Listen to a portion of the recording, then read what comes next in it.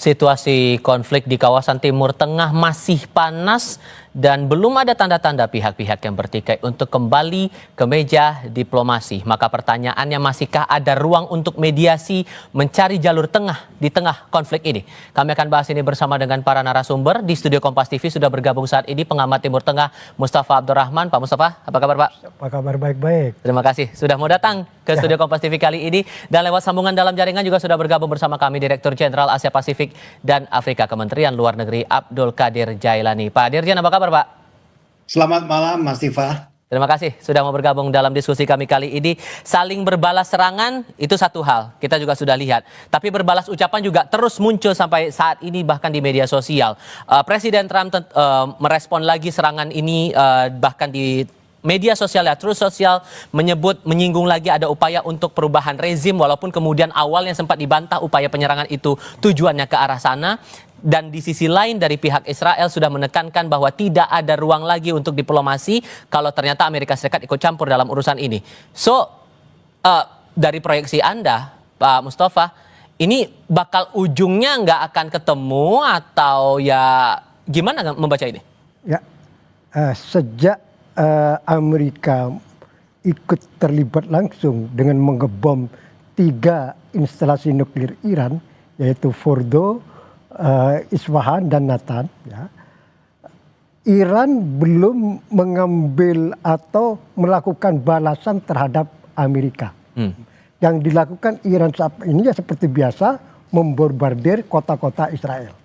Nah, tentu Iran mempertimbangkan semua opsi untuk melakukan balasan terhadap Amerika, ya, karena ini Amerika ini beda, ini kekuatan raksasa kan.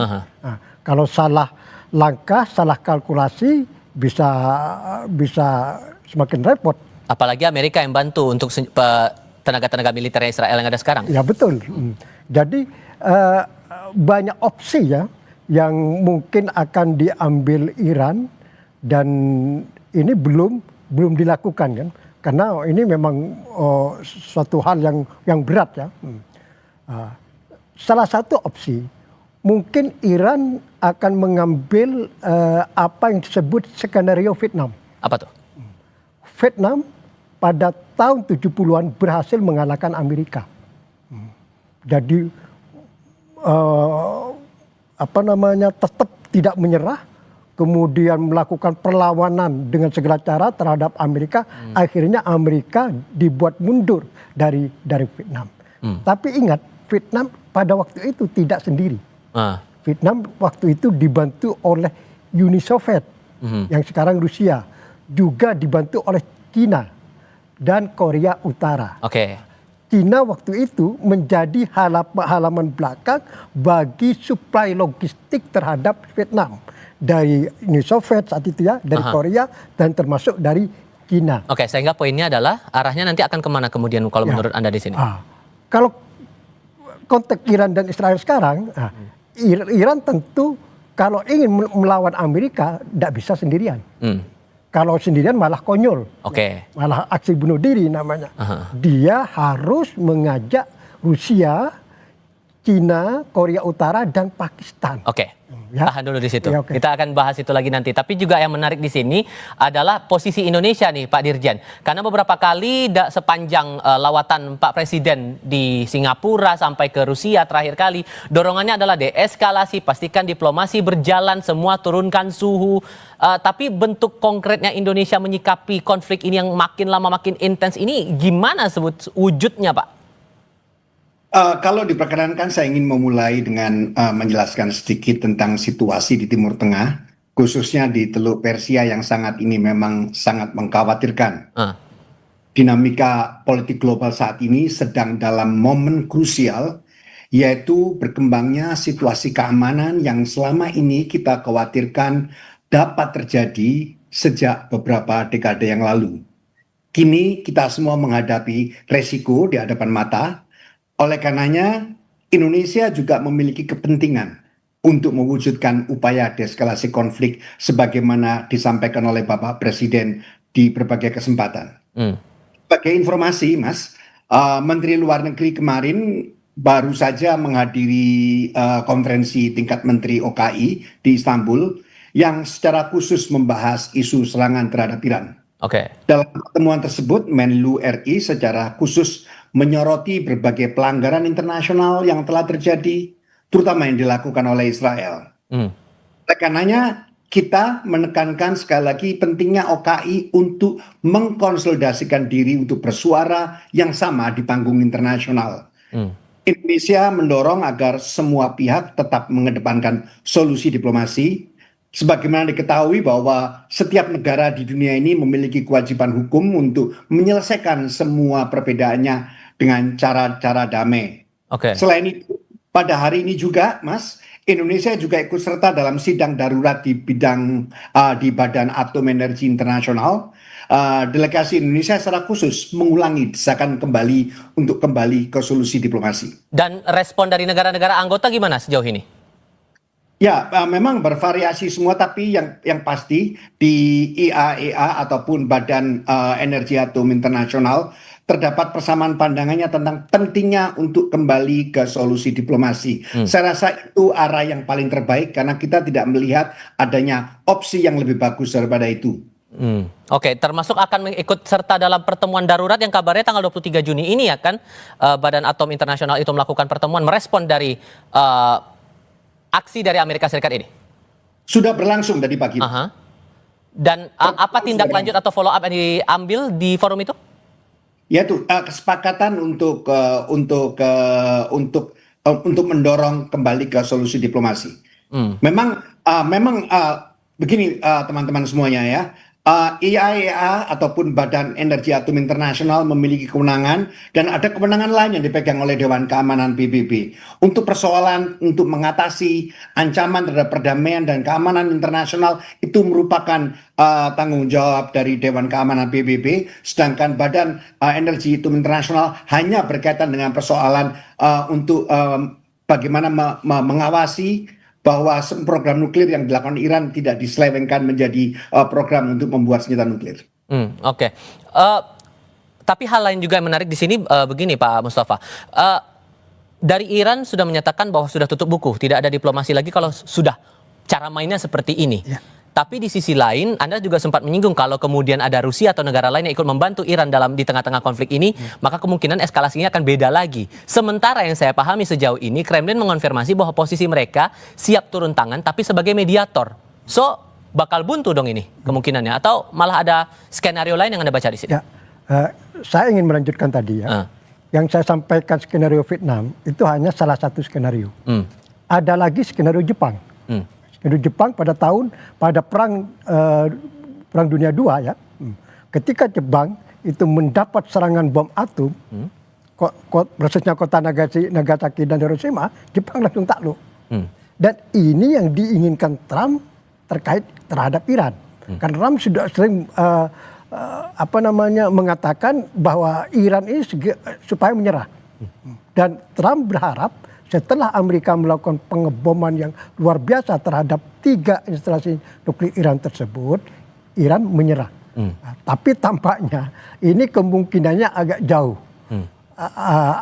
Iran tidak memilih opsi atau skenario Jepang. Iran sampai sekarang masih abu-abu sikapnya. Ya, tidak skenario Vietnam belum, masih jauh juga ini. Skenario Jepang juga tidak, ya. Yang diharapkan memang ada jalan tengah, itu yang akhirnya bisa semua pihak itu, khususnya Amerika dan Iran, duduk di meja perundingan lagi. Ini mungkin skenario khusus lah, skenario Iran dan Amerika ya, tidak skenario Jepang, tidak skenario Vietnam. Oke, termasuk juga itu kan sudah ditekankan juga oleh Sekjen PBB. Cuman dengan posisi mereka yang masih bersikeras dengan pandangannya masing-masing begini, terlebih tapi di sisi lain Indonesia juga berharap diplomasi perundingan tetap bisa dijalankan, bakal terjadi nggak tuh kira-kira menurut Anda? Ya, butuh waktu. Untuk saat ini tidak mungkin. For how long? Berapa lama? Ya, bisa 2 minggu, tergantung situasi. Iran sekarang ini ingin mewujudkan lagi keseimbangan atau perimbangan kekuatan dalam pertempuran antara Iran dan Israel. sebelum Amerika itu ikut campur, ikut mengebom, sudah terjadi atau tercipta keseimbangan dalam pertempuran antara Iran sama Israel. Jadi Israel menyerang dengan angkatan udaranya, pesawat tempurnya, sebaliknya Iran juga membalas dengan rudal balistik hipersoniknya ke kota-kota Israel. Jadi kedua pihak itu sama-sama menguasai langit masing-masing. Iran menguasai langit Israel, Israel menguasai langit Iran. Ya itu. Dan keseimbangan ini sebetulnya sangat dibutuhkan oleh Iran, dan waktu itu Iran sudah siap menghentikan perang asalkan Israel menghentikan agresinya. Kan sering dikatakan oleh diantaranya ya Presiden Iran Masoud Pezeshkian ketika menelpon Presiden Turki Recep Tayyip Erdogan sekarang hari apa nih? Senin? Hari Senin ya. Oh, hari Selasa lalu. Rabu atau Selasa lalu. Presiden Iran berharap atau menegaskan kepada Presiden Turki bahwa Iran siap menghentikan perang asalkan Israel menghentikan agresinya. Oke.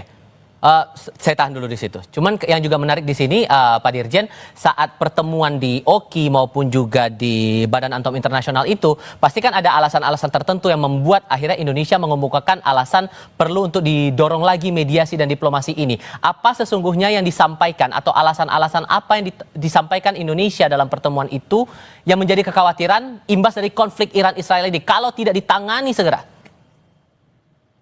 Seperti saya katakan sekali lagi tadi bahwa alasan utama kita untuk mendorong solusi diplomasi karena kita ketahui bahwa prinsip utama dalam pergaulan internasional adalah bahwa setiap negara memiliki kewajiban untuk menyelesaikan setiap perbedaannya dengan cara-cara damai. Ini merupakan kewajiban hukum bagi setiap negara. Itu yang pertama. Dan kemudian kedua, saya melihat bahwa menyelesaikan sengketa melalui cara damai selalu lebih baik daripada menyelesaikan melalui konflik.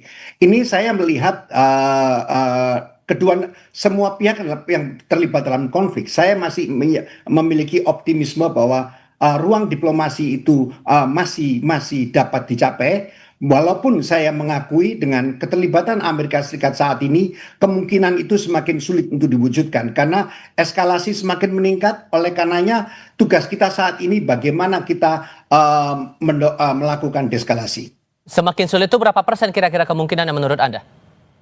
Saya tidak bisa berspekulasi berapa persen, tapi yang pasti saya dapat katakan semakin sulit dan akan menjadi lebih sulit lagi apabila konflik ini melebar dengan melibatkan banyak pihak. Apakah kemudian alasannya karena juga aspek ekonomi perdagangan yang juga pasti akan dipertimbangkan negara kita? Karena kan sedikit banyaknya area-area ini terbilang cukup krusial kan dari sektor energi, ekonomi, dan lain-lain. Apakah itu juga masih jadi pertimbangan untuk bisa dicari jalan tengahnya di sini? Yang pasti Indonesia saat ini juga memiliki kepentingan untuk mendeeskalasi situasi ini karena kita mengetahui bahwa apabila konflik itu akan berlanjut terus, ramifikasinya secara geopolitik dan geoekonomik akan cukup dalam. Walaupun sulit sekali kita berspekulasi tentang ujung dari krisis ini, namun yang pasti kita lihat saat ini adalah semakin intensifnya serangan balasan yang dilakukan terhadap Iran, terhadap Israel. Bahkan saya mendengar saat ini Parlemen Iran telah menyetujui penutupan Selat Hormuz. Nah itu. Sejauh ini belum ada kepastian kapan dan bagaimana penutupan tersebut akan dilakukan secara nyata. Apabila langkah tersebut diimplementasikan oleh pemerintah Iran, dapat dipastikan akan memicu berbagai reaksi internasional, baik dari perspektif hukum internasional dan strategis. Oleh karenanya, melebarnya konflik di kawasan menjadi sangat mungkin terjadi. Dari segi ekonomi, saya ingin jelaskan juga, Indonesia juga memiliki kepentingan yang cukup besar. Karena 20% perdagangan minyak dunia melewati Selat Hormuz. Menurut berbagai analisa, jika penutupan benar-benar dilakukan, dikhawatirkan harga minyak dunia bisa melonjak drastis hingga menyentuh angka 150 bahkan $200 per barel. Itu suatu angka yang cukup fantastis. Dan semua itu akan tergantung pada skala gangguan dan kerusakan yang terjadi. Situasi ini tentunya akan menjadi tantangan serius bagi perekonomian global. termasuk Indonesia, karena juga akan mempengaruhi kurs mata uang kita di kemudian hari. Terima kasih. Dan itu juga yang mungkin akan jadi yang masih jadi pertimbangan perundingan jadi jalan terbaik mungkin ya Pak Mustafa untuk bisa menyelesaikan ini semua karena banyak negara yang akan terdampak di sini. Ya betul. Jadi saya setuju dengan apa yang disampaikan Pak Dirjen bahwa upaya diplomasi jangan sampai dimatikan, terus diupayakan, jangan sampai putus asa. Jadi yang diharapkan memang nanti akan ada jalan tengah, walaupun kannya setelah ada gempuran Amerika itu semakin kecil, tapi bukan terus finish semua atau selesai berakhir semua ya. Bahwa saya melihat ya justru setelah ada gempuran Amerika ya ini aspek politik ini semakin kuat, semakin berkelindan dengan aspek perang ya. Justru sekarang aspek politiknya lebih main. Baik Israel sebetulnya Israel ingin menghentikan perang sekarang kalau Iran mau. Tapi Iran tentu tidak mau kan. Sebab kalau Iran sekarang menghentikan perang sekarang berarti dia seperti menyerah. Skenario Jepang akan seperti Iran itu menempuh skenario Jepang, tidak mungkin. Ditambah lagi ada ancaman menutup Selat Hormuz itu yang pasti akan berpengaruh sangat signifikan terhadap perekonomian banyak negara terutama kita yang pasti akan terimbas di situ. Betul, itu tidak mudah. Walaupun parlemen Iran sudah menyetujui, tapi keputusan akhir itu ada di tangan yang namanya Dewan Tinggi Keamanan Nasional Iran. Ini yang nanti punya otoriti mengambil keputusan. Bacaan Anda gimana kemungkinannya itu? Kenapa? Bacaan Anda kemungkinannya bakal gimana? Tidak mudah. Iran akan mempertimbangkan segala sesuatunya, sebab kalau Iran sampai berani menutup Selat Hormuz, yang rugi itu bukan Iran sendiri, karena jalur gas dan minyaknya kan lewat Selat Hormuz juga. Jadi kalau Iran salah kalkulasi, sama aja ini seperti bunuh diri. Dampaknya malah semakin merepot Iran. Ya. Sekarang sebetulnya ada di balik layar itu. Saya baca tadi pagi di koran Wall Street Journal bahwa ada gerakan rahasia dari Israel untuk upaya ke arah gencatan senjata. Jadi kita di depan TV atau di permukaan disibukkan dengan perang saling lempar senjata itu ngebom sana ngebom sama, tapi di balik layar bisa aja ini ada gerakan rahasia ya yang baik yang dilakukan Israel atau Donald Trump sendiri dan Iran ya.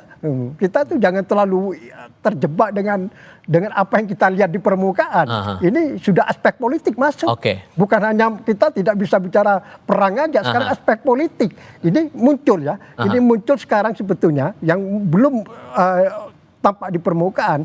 Ada transaksi semacam nuklir dengan imbalan rejim. Apa artinya itu adalah Iran menerima instalasi nuklirnya sudah dibom oleh Amerika, tapi Iran harus mempertahankan rejimnya. Baik, Nah, ini nanti semacam transaksi kesepahaman antara Iran sama Donald Trump dan akhirnya yang akan mengarah terjadinya gencatan senjata. Walaupun tidak sekarang, masih butuh waktu ini. Pak Dirjen, apakah sampai juga analisis teman-teman pemerintah soal operasi rahasia, upaya gencatan senjata itu dan segala transaksi yang dijelaskan Pak Mustafa tadi?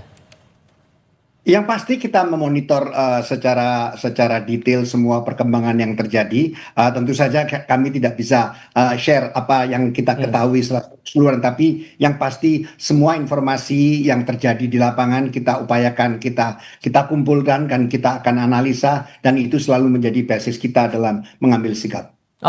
Dan yang saya pahami juga per tanggal 17 Juni itu sudah ada 20 negara yang menandatangani resolusi penghentian konflik antara Iran Israel ini di Perserikatan Bangsa-Bangsa. Kalau posisi Indonesia nanti di PBB untuk dorongan agar mediasi diplomasi ini bisa segera dilakukan, seberapa menantang menurut kacamata Indonesia sendiri?